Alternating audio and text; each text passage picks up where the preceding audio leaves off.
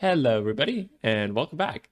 In the previous couple of clips, we've created a basic wood material, and then we've also kind of upgraded that basic wood material by adding a clear coat layer to it. Now, both of those were non-metal materials, and in this clip, in this tutorial, we're going to be creating our very first metal material using the new Corona physical material here. Now, the material that we'll be creating is going to be this sort of weathered material that's going to be applied on our toy robot here. So this is bound to be another fun one. So let's just get straight to it. Right. So if you'll remember from the previous tutorials, the first parameter that we want you to tweak whenever you're creating a new Corona physical material from scratch. So that means whenever you're not using any of the awesomely cool presets here that can make your life easier. The first parameter that we want you to tweak is the Metalness parameter. So previously we've created different types of wood materials essentially, and those were non-metal materials. But in this tutorial, we'll be creating a metal material. So we need to set our metalness mode here to be set to metal. Now, just to jog your memory a little bit here, what does the metal parameter do? Well, it essentially changes how the material works under the hood, because a non-metal material works differently than a metal material. But now that's not the only change that you'll see happening, because the UI is also going to adapt to the type of material that you're setting out to create here. If you'll remember, a metal material has different parameters that are relevant to it. So for example, an IOR parameter is irrelevant for whenever you're creating a metal material. But for example, the edge color parameter here is very relevant for whenever you're creating metal materials. Right. Okay, now if we focus our attention on the interactive render here, you can see that just by switching our metalness mode to metal, our material is starting to look quite a bit different than it was before. Now, we're still using a really high roughness value here, so our reflections are super diffuse, okay? They're super blurry, if you will. Now, if we start lowering the roughness parameter here and making reflections more, less rough, right? You can see that indeed just by changing the metalness parameter here to metal and by adjusting the roughness parameter, we're already getting a really nice looking metal material here. Now, obviously we're not going to stop here. There's a lot more details that we can still add to it. And that's exactly what we'll be doing next here. So the first parameter that we're going to tackle a bit more in depth is going to be the color parameter. Now, whenever you have your metalness set to be, the metal mode, the color parameter is going to define the reflection color for your metals, okay? So if we open up the color picker for this parameter, and if we start messing with the hue and saturation parameters in here, well then we're essentially going to be introducing color to our color picker in here, and subsequently, to our metal material here as well, because that's exactly what the tooltip here says. The color parameter defines the reflection color for your metal. So if you want your metals to be of a different color, just come in here and set the color to whatever you want it to be. Now, there is one extra parameter in here that you'll want to pay extra attention to, and that is the value parameter, okay? So if we start lowering the value parameter here, you're going to see that our metal is going to start looking less reflective, because essentially what we're doing with the value parameter in here is we're reducing the reflection's strength.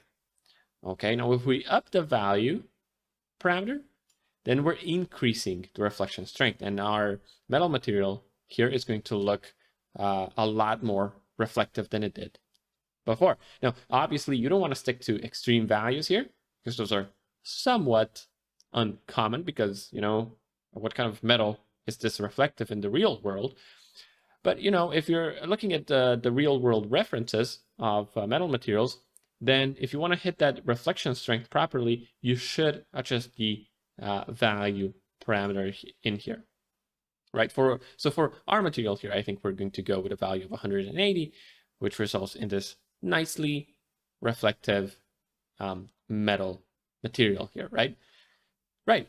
Now, what some of you did previously with the Corona legacy material, you resorted to adjusting the IOR parameter to up that reflection strength. So essentially, you went in, you set the IOR value to be this really high number, And, that resulted in the reflection strength of your metal materials to be, well, a lot stronger, right? But with the new Corona physical material, and whenever you have your metalness mode set to metal, the IOR parameter is no longer available to you, right? And that is by design. And the reasoning here is that adjusting your metal materials through the IOR parameter is not quite as physically accurate as you would think, okay? Because metal materials are quite a bit more complex than that, and you can't just control them with a single IOR value. And so now a more accurate workflow is to, if you want to control the reflection strength of your metals, is you go under the base layer here, under the color parameter, and in here you tweak the value parameter, okay? Okay, so now that we've successfully defined the color of our metal material here and also the reflection strength, let's move on to the next parameter, and that is the metal-specific edge color parameter. Now, to demo what exactly it does, let's just zoom in on our toy robot here, and let's open up the edge color parameter, and let's just set it to be this bright red color. And immediately you're going to see that these grazing angles here, right, are now tinted with this color that we've selected in the edge, well, that we've set in the edge color parameter here. And so that's what this edge color parameter does. If we bring up the tooltip, you'll see that it says that the edge color parameter determines the metal reflection color for rays hitting the object at a grazing angle. And that's exactly what's happening. So again, to simplify it, these grazing angles of your material are now going to be tinted according to the color that you've specified in the edge color parameter. Now, the edge color parameter here kind of ties into the topic that we briefly opened a minute or two ago, and that is the topic where we were kind of discussing that metals are a bit more complex than what most people think of them, right? So metals have a certain color to them, right, that you can define in the base layer here with the color parameter. So this is this general color here. But then some metals have this tinting of their grazing angles that happen. Now that's not true for all of the metal materials out there, but it is true for some of them. And if you are recreating a material that has these edges sort of tinted, right? Well, that's what the edge color is there for. It mimics that real life phenomenon, if you will. So in essence, if you're staring at a material, at a real world material reference, and you see that the edges, the grazing edges are kind of tinted a little bit, well then, you just open up the edge color parameter and you tint them accordingly to what you see on that reference. Right. And so the edge color parameter, is your go-to parameter for whenever you want to control the tinting on those grazing angles on your metal materials. But the edge color is not the only parameter that does that, okay? There's another way of achieving that effect, and it's available to you if you go under the advanced options rollout, and it's right here under this use complex IOR for metals compartment, right? As soon as you enable it, you have access to all of these parameters in here. Now, this is an extremely complex and scientific way of defining how your metal materials behave, because you've got these real and imaginary values here that you need to tune, and no, that's not just a cute way of calling them. This is how scientists call these values. And you can actually get them from websites such as, for example, the refractiveindex.info, right, or similar websites. But this is a really complex way of defining that, well, complex IOR for metals, and the visual differences are really, really negligible. So we'd really recommend you to stick to the edge color parameter in here, just because the edge color parameter is also a bit more flexible, because you can visually kind of match the tint on those edges, and if you're not happy with how it looks like, and especially if your material is a bit weathered or something like that, well, you can easily just come into the edge color here and start tweaking things, right? Moving parameters left and right until you get that satisfactory result, instead of, having to resort to tweaking these really complex scientific values. Okay. Now, for our material here, we're actually going to copy the base color here. We're going to copy it into the edge color, just so now that we have this sort of base tint, if you will. But now we're just going to desaturate it a little bit, maybe a little bit more, maybe make these edge colors just a little bit more dimmer. And I'm just going off a reference that I have available to me in front of me in the real world, right? Obviously, depending on the material that you're working with, you're going to come up with different values. But for us, this kind of edge color here will do fine. Alrighty then. So our robot here is kind of looking pretty cool as it is. But, we could still add some more details to it. And we'll add details into the roughness and bump slots here, because those are typically the parameters that you want to, introduce some maps to, so that you kind of, in the case of roughness, break up the reflections a bit. And in the case of bump, you add some bump imperfections to it. So as you can imagine, we already have some maps prepared here. So let's bring over this map here, which is going to be our roughness map. And if you zoom in on it, you can see that it is just this, sort of imperfection map that we'll be using here. So let's just plug it into the base roughness slot here. And immediately you're going to see that this map is pretty rough, right? And so, well, it makes our material look pretty rough. The map itself is not rough, if you think about it. But yeah, this is going to be too intense for us here. So let's go under the maps options here, and let's just mess with the mixing coefficient a little bit here. So maybe we drop the base roughness mixing amount here to 50%. This is already kind of looking cool. We're adding imperfections, but they're still a little bit too strong. The reflections are still a bit too diffuse. So let's drop the base roughness down here to a value of 20 maybe. And I think this looks pretty cool. So as you can see, we're sort of breaking up the reflections just a little bit, so we're adding some details on top there. Now, I think that takes care of the roughness map here. Okay, I think this is looking pretty cool. And what we could still add to our material are some bump imperfections. Okay, so we have another map prepared here, and it's just this, well, another imperfection map. You can see we're kind of getting these really detailed bumps and bruises going, right? So let's plug this map into our base bump slot, and let's see how our material looks like. And let's zoom in also to see the details just a little bit better. And this kind of won't work for us just because the bump is way too strong. It kind of looks like this toy fell out the second story window repeatedly. So let's make sure that the bump strength here is set to something a bit lower. So maybe let's set it to a value of 0.5. Let's wait for the image to refine a little bit. And this still might be a little bit too strong. It kind of looks like it fell out the window at least one time. So maybe that's one time too many. So let's set the bump to 0.2 here. And I think this looks better. So we're just adding those little imperfections here and there, right? So that the model looks like it's been bruised a little bit here and there, right? Right. Now, as you can see, with just a couple of steps here, we've created this really cool and pretty detailed metal material. And in my opinion, given the the amount of time that we spent working on it, which wasn't a whole lot, this came out pretty great. Now, could we still further tweak our metal material here? Why, yes, we absolutely could. So one of the things that we could potentially do here is we could bring in another dirt map in here, okay? And then what I'm also going to bring in is a Corona mix map, and you'll see where this is going in just a couple of seconds. And I'm also going to bring in a Corona color shader, right? Shader / map, however you want to call these. And then I'm going to go under my material here. I'm going to copy the color of our reflections here, right? So I'm going to copy this entire parameter and paste it into the Corona color in here.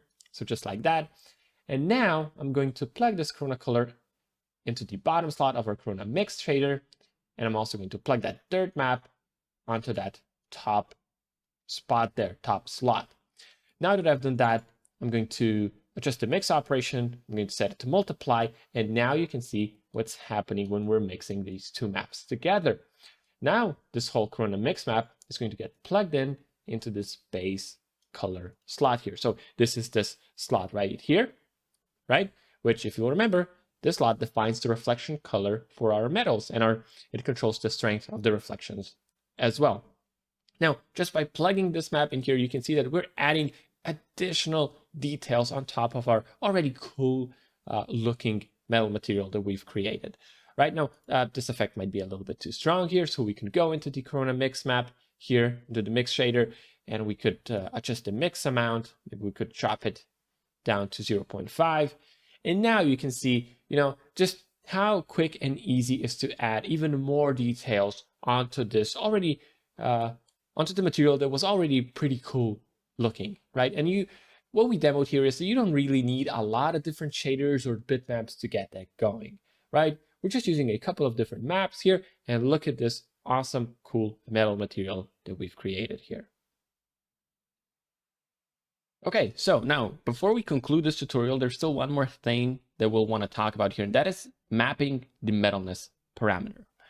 Right, so our scene here has changed. Our cool little toy robot here got replaced by this cool little tea kettle here, and that's what we'll be working with here to demo how you can map the Metalness parameter here. So the first thing that we'll do here, we're just going to bring in a Metalness map, and we're just going to plug it into the Metalness slot here. We're going to instance it in there, and immediately what you'll be able to see in the rendered image here is that certain parts of our of our tea kettle here are now metal, while other parts, are not, right? So what's happening here? Well, essentially, if you take a look at our Metalness map, you can see that we have masked, certain parts out. And these are these parts here that you see that are now metal. So in the context of a Metalness map, everything that's white on your Metalness map is going to be metal. And everything else that's black is going to be non-metal. Okay. Now, there's one important thing for you to know here is that intermediate values, so, gray values and, anything that's not fully white or fully black, is going to result in the Corona physical material mixing, or better yet, blending between a non-metal and a metal material. And that's not a realistic way to go about it. So that blend is just going to be a simple blend between a non-metal and a metal material. So that's why, if you want to stick to creating realistic materials, you should have clipped values in your Metalness map. So either fully white or, fully black, right? Right. Now, let's talk about the UI. So as you can see, the UI here, we have all of the parameters available to us. So non-metal parameters and metal parameters, all of them are available to us. And so how does that even work? Well, let's take the IOR here, for example. If we lower it down to 1.0, you're going to see that the non-metal parts of our material here, they have an IOR of 1.0 here. You can see the reflections, but because the IOR parameter is a non-metal parameter, it won't affect your metal parts, right? As you can see, these are exactly the same as they were before.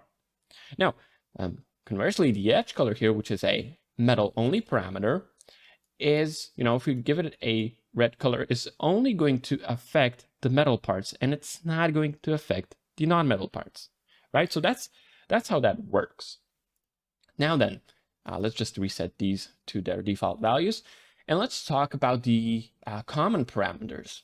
The common parameters are the parameters that are common to both non-metal materials and metal materials. And those parameters are, for example, the roughness parameter, the bump parameter, or the color parameter here even, right? So if we up the roughness to 1.0 here, what you're going to see is that our entire material here now has a roughness of 1.0, right? So both the metal parts and the non-metal parts now have a roughness of 1.0. So you're probably wondering, well, how do you work with roughness then? Well, the answer is pretty simple. You need a proper roughness map, right? So let's bring in this roughness map in here, and let's take a look at how it's set up. So essentially, as you can see, these parts here that are sort of gray, right? These are basically these bottom parts here. So these ceramic parts, if you will, right? And they have just a little bit of roughness happening, right? Then we have this wood handle here. So these are these parts here that you can see that are a bit more rougher. And then as for our metal parts here, if we compare these two maps, you can see that the metal parts should be here, here, and probably here somewhere as well, based on what we're seeing in the Metalness map here.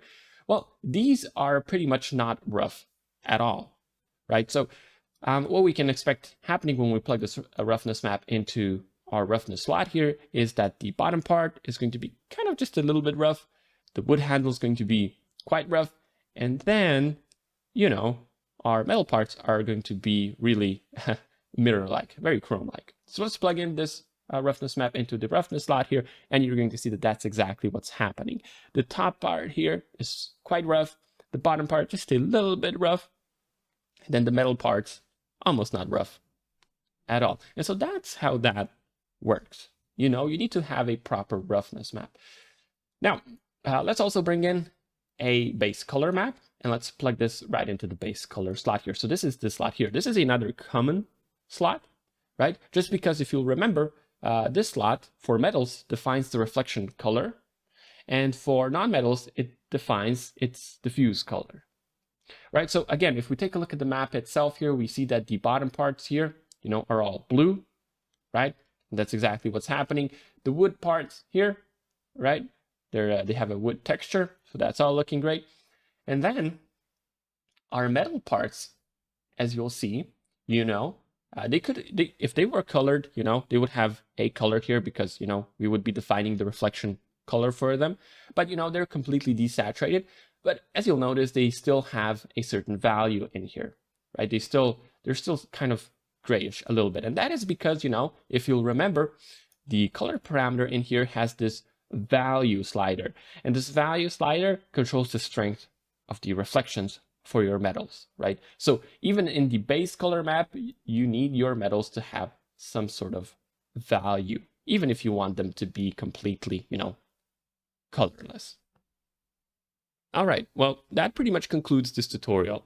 We've created our very first metal material in this one. It was for that cool toy robot. And then we've also quickly gone over how mapping of the metalness parameter works. If you stuck with us for the entire tutorial, well, you now know the basics of creating metal materials with the Corona physical material. So that's it for this one.